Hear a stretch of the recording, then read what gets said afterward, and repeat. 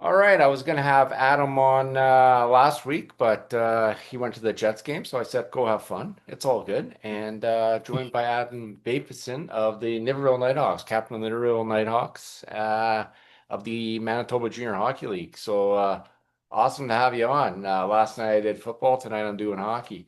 And even though I live in a town nearby, I got the Niverville Nighthawks mini sticks. So.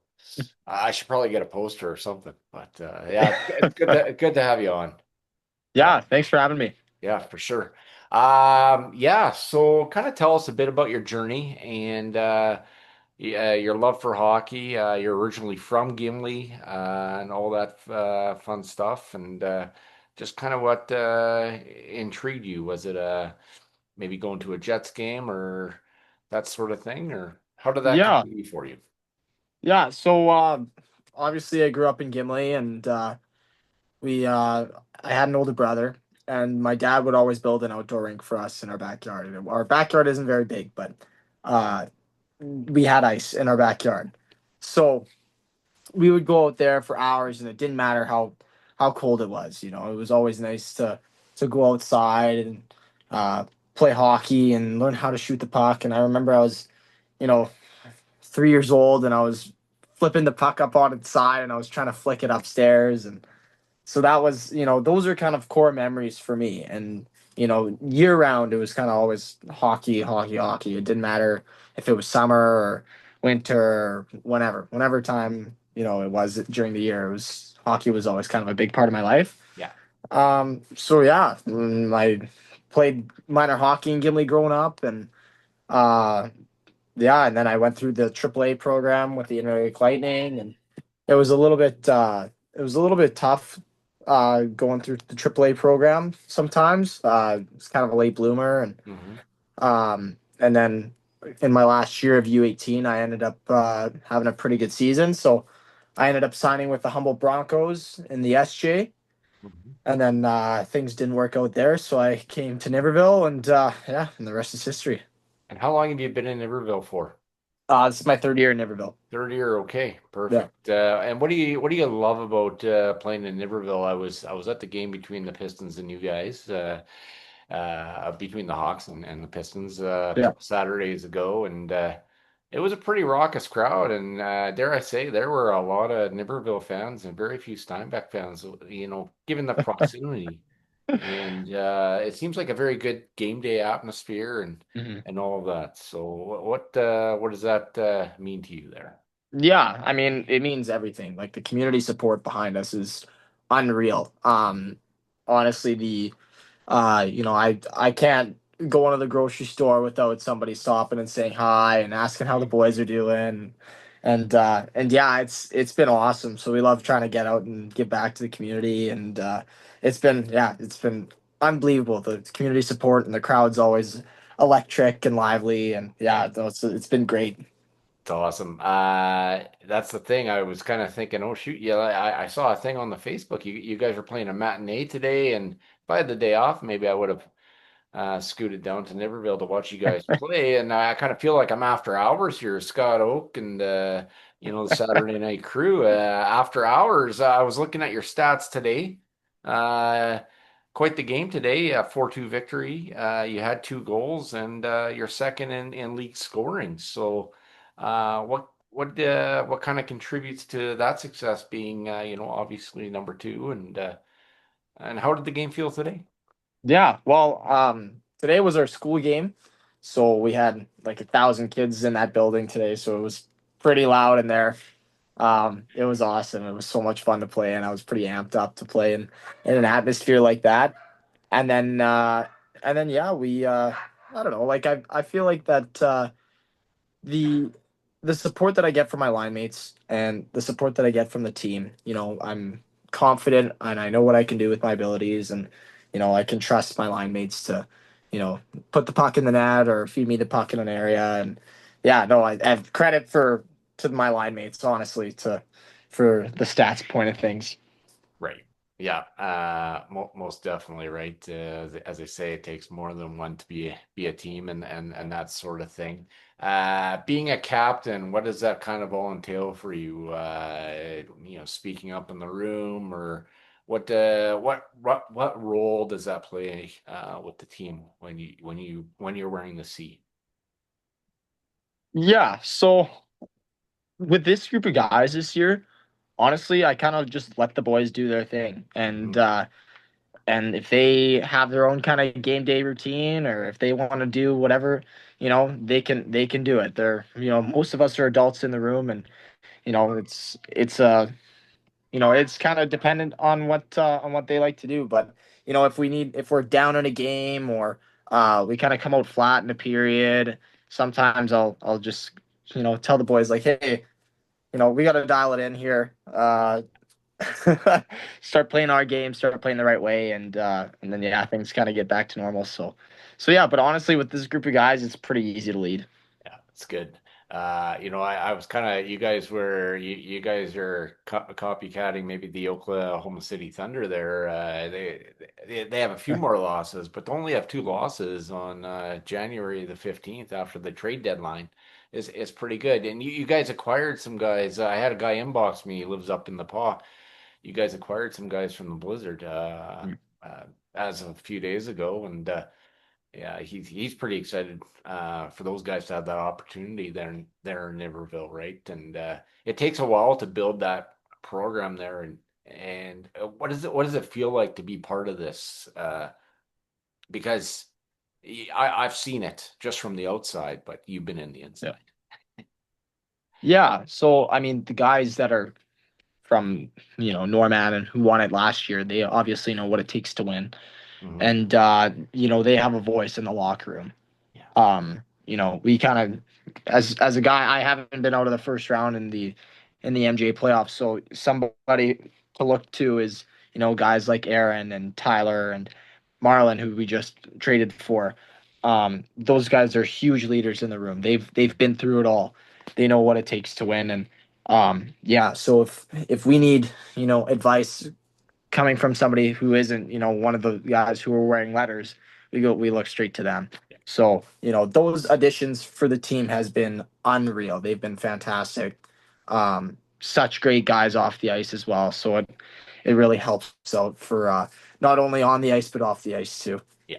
That is so true, right? If you get along outside, you're gonna get along inside. It doesn't matter if it's sport or work or that sort of thing, right? So that's huge. Right.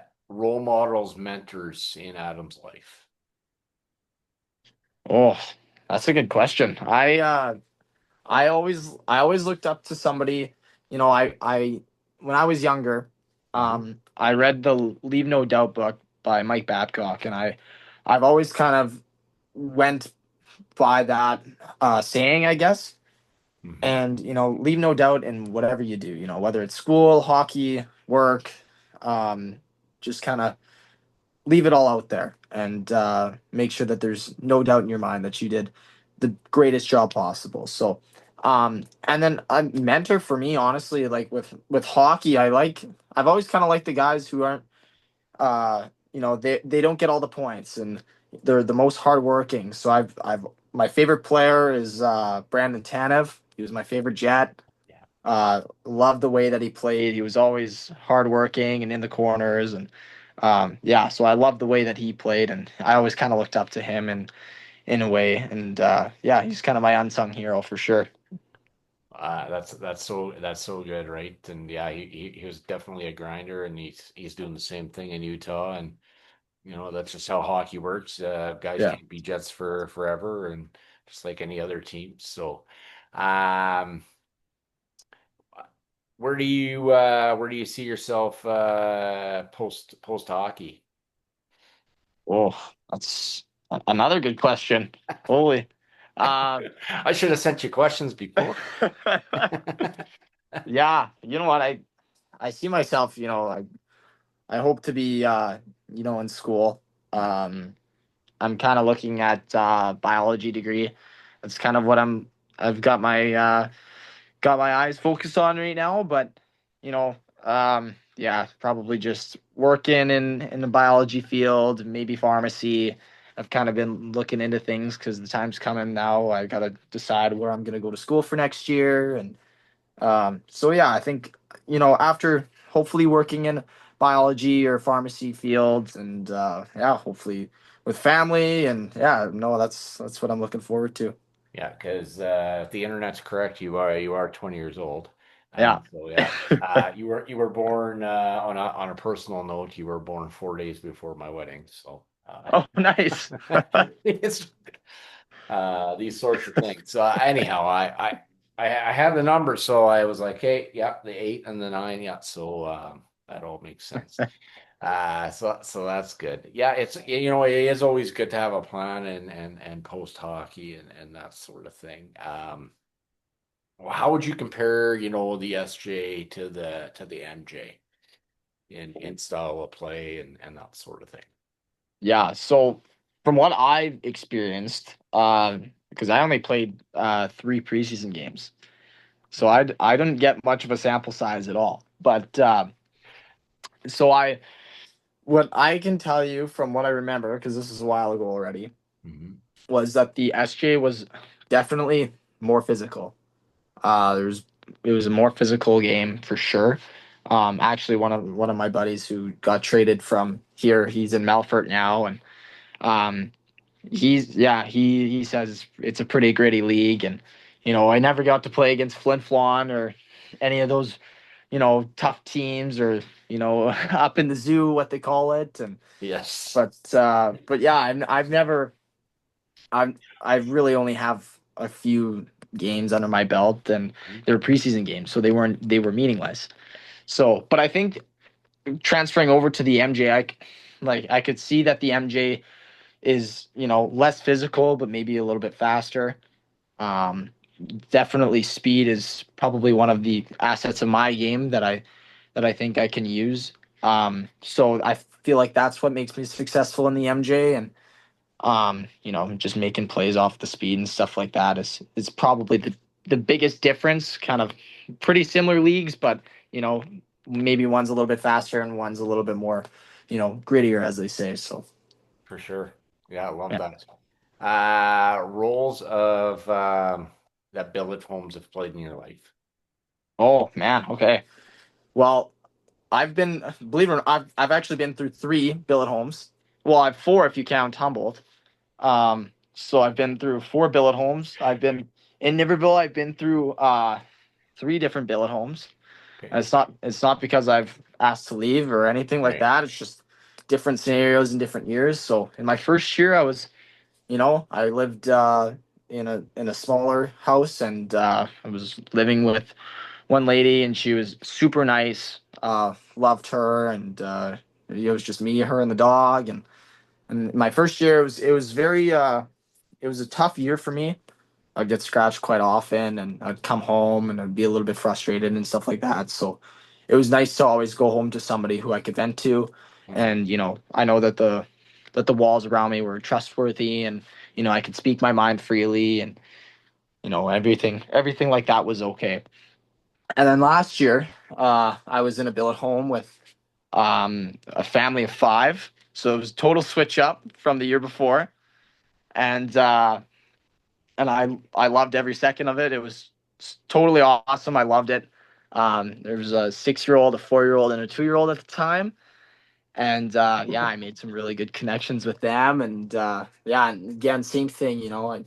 Obviously last year was a little bit better for me than my first year. Mhm. So I really didn't have to come home and have those, kind of tough conversations with them. It was always kind of just about the game and how I felt out there. And, obviously sometimes there were some frustrating moments, and Right. but yeah. And then this year, I'm with a family. It's an older couple, and uh, I moved out of my last billets because I wanted to have a billet brother this year, and so I just wanted to live with somebody, and the same guy that I was talking about earlier, who got traded to Melfort, was my billet brother, which was kind of a sad couple days, but yeah, like the family that I'm with right now is awesome, super involved with the team, which is really nice. So they know kind of everything that's going on, and Yeah, no, and they've got a super involved family, and I can always go hang out at their daughter's place, and and they have a couple young kids, and yeah, it's awesome. So every bill at home has been unbelievable for me, and I can take a lesson, out from each billet house, whether it's, being able to make connections with one person or make connections with a bunch of little kids or, have connections with, kind of a whole big family. So that's everything with the billet homes that I've experienced have been fantastic. Yeah. Yeah, that's huge, right? And if they are involved at the rink there, yeah, they see what's going on, they see, you playing, it creates that connection and it's not a distant thing, right? And Hmm. I always say when we've billeted guys, so yeah, it's when parents say, "Hey, thanks for talking to them to 1 o'clock in the morning." Yeah, yeah, no problem, right? So Yeah, they it's more than the 2.5 hours off the ice, and right.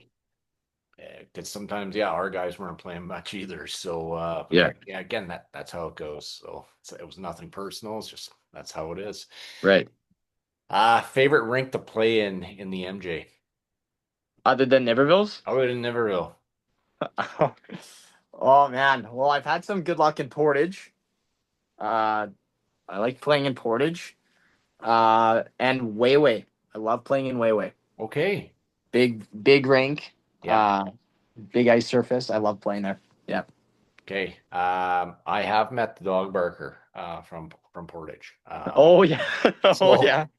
really, really nice guy. Jason Bond, I think that's his name. He is the golden boy who dresses up to go to the Bomber games, and he goes to the Liberty Classic. So if anyone's wondering, that's who that is. And so yeah, I had to bring that up. Uh, but yeah, their horn there in Portage is pretty loud. Oh yeah. But Yeah. I like that you say Portage. It's good. Any thoughts playing in Verdun though? Oh man, Vernon's a nice rink. I played there a couple times. Like actually quite a few years ago already. Uh-huh. Um, and we played Bantam Provincials. I was called up from Pewee, Hmm. and yeah, I had a blast. We played quite a few games in that Verd rink, so I've got some special memories from there. And I knew the captain from Verdun, oh, from 2020. So when the COVID shut it down, Yeah. Okay. and he's from Gimli as well. Oh yeah. So yeah, he I there's lots of memories of Verdun, and I always like playing there. And Verdun's a pretty good team, so it's always yeah, it's always fun to play there. But I don't know, I feel like the corners are a little bit tight and not as big as Weiwei, so I'm giving the nod to Weiwei. Hey, yeah, that's fair enough. Hey, you played on the ice, I haven't, so yeah, it's all good. It's Verdun's my hometown, so that's why I asked that question. Uh, the style, is there a particular NHL player that you kind of model your game after? And maybe you already said it, but I do apologize if I've re-asked. Yeah, well, I try to model it after Tanev, Right. but I've heard a lot of people compare me to Kyle Connor. A lot of people say that. Yeah. I like to model my game after him, or even be in the same world as him. But um, yeah, I mean, like Brandon Tanev is kind of always kind of how I wanted to play. Um, just don't just go about my business and stay. I don't really say much on the ice. I don't chirp. I just try to, get the job done and what's ahead of me. So, yeah, I feel like Brandon Tanev, not only is he, super grinder, but he's a super classy player. And I just love, how his demeanor is on the ice. So Mm, I think, Brandon Tanev for sure is my, is who I model my game after. right. But when you said Connor, I was sitting there in the kettle watching with my son there that Yeah. game, and yeah, you had those spurts just like Connor does. So I can see why people would say that. So Yeah. they're onto that. Any superstitions, rituals that you have before games? Anything Oh yeah. particular? I asked Marcus Adams about that, and he who played for the Riders years and years ago, and he had like two energy drinks like during the game. I'm Oh, like, when did you go to bed? And I mean, you can watch. It's on YouTube. You can watch it, whatever. So I maybe you do two energy drinks, and that's fine. But any rituals, superstitions? yeah. Quite a few. I'm not like, crazy superstitious. Like I won't put on one skate before the other. But I like to, kind of have the same game day routine. Recently, I was switched to a 75 flex, and I kind of went on a little bit of a goal drought. So the first time that I switched back to a 70 flex was today, Yeah, and I scored two. So I'm gonna stick with the 70 flex, and but yeah, I pretty much try to keep everything the same. Like, and then if I'm kind of just not feeling it or anything, I'll switch up my game day meal, or I'll change, what kind of coffee I'm getting or how long I'm napping for. But pretty much every day, every game day is pretty much the same. Yeah, right that's on. what I try to do. Yeah, So yeah. Coaches, I've had Dwight on yeah, back in October there, and just what type of captain coach relationship, but generally you've been there for 3 years. What type of influence has he had in your life? yeah. If there's one thing that I could take away from Dwight's, you know, teaching, I would say it's you have to work hard no matter where you are in life. You have to just put your nose down and keep working. The saying last year was, no one cares if you're tired. You just got to work harder and you just got to push through it. And that was, that kind of stuck with me. It's definitely a harsh reality, but yeah, the relationship between me and Dwight is it's definitely evolved over the years. I think Dwight, when he came in my first year, he saw something in me that nobody else really did beforehand, Hmm. and he's really helped my confidence and playing at the junior level, and yeah. So I think our relationship now has really evolved, and I'd say it's more so just like couple of old buddies, honestly. Like Yeah, I can talk about whatever with him. He's very approachable. If I like some ways or some things that he's doing, I tell him that. If I don't like things that he's doing, I'll also tell him that. Like it's very, very approachable. Super easygoing. hmm But he makes the boys work. That's for yeah. sure. Well, and again, having club seats and I went to the game here in Steinbach, having Yeah. club seats, and I was the section over there from the bench. And again, you observe things, unlike the older rink, you can see over there. You just Right. saw the way he's teaching the guys, just kind of, taking them aside. Hey, this is what you can do better, Hmm. you know, and that sort of thing. So very, as I say, very much of a teacher and orchestrator of things. Yeah. That's good. Um, favorite NHL team. Oh, I like the Ottawa Senators. You do? Wow. Yeah. Yeah. I'm a big Sens fan. So little backstory on that.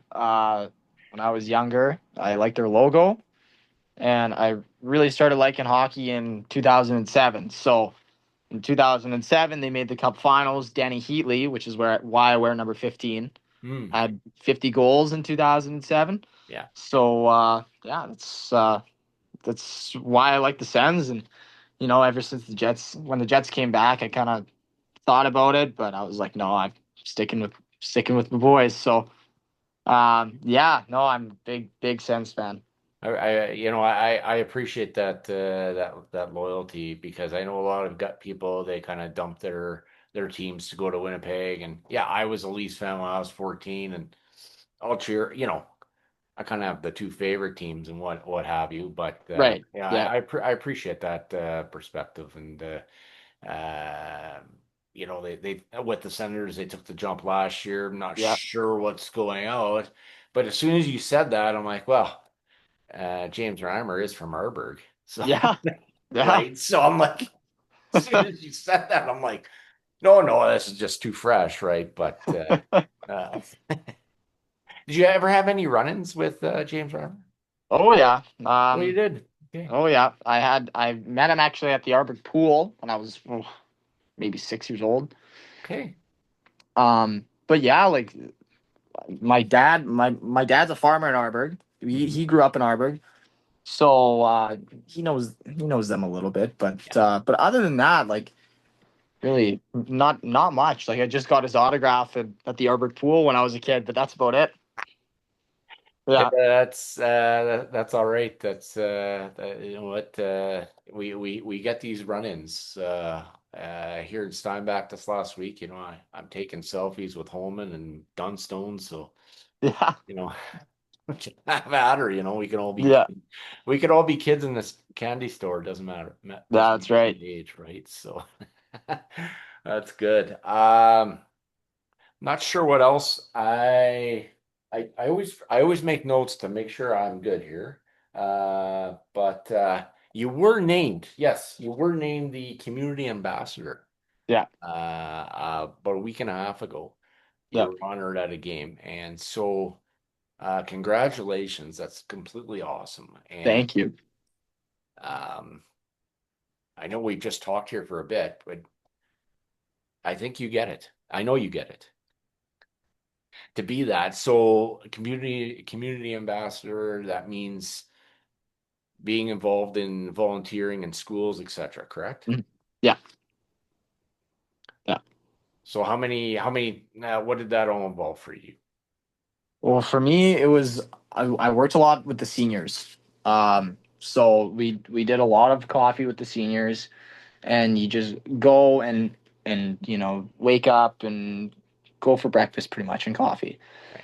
And actually, I've developed quite a few relationships with the seniors over the years. I love going to the senior homes and visiting and talking, and I've got grandparents in BC, but my grandparents from Manitoba have passed on, so Mhm. it feels super nice to go to the senior home and know that you're welcomed. And so that's really helped me as a not only as a person but as a hockey player as well. It feels it kind of gives a home vibe here. And yeah, and then pretty much anything that I can help out on, whether it's you want to serve at Smitty's for fun and hang out with the guys and kind of or showing the ropes of how things work there, or going to the preschools and reading books to children. um it's super important. Like I said earlier, it's super important to give back to the community, and the community that gives us that extra push when we need it, or everything that they do for us is so important and so huge for us. So yeah, it's super valuable to give back and be named the community ambassador. Awesome. That Smitty's, it seems like a pretty happening place. I've seen some Facebook Live stuff. Yeah. I've had breakfast there a few times with some people from the Niverville Nighthawks organization. Yeah. One guy in particular, Claire, I know you'll watch this, and thank you again. But and I'm like, it's such happening in there. So that's what does that all involve? I got to ask a bit more on that one. Yeah, so Smitty's is a big part of the organization.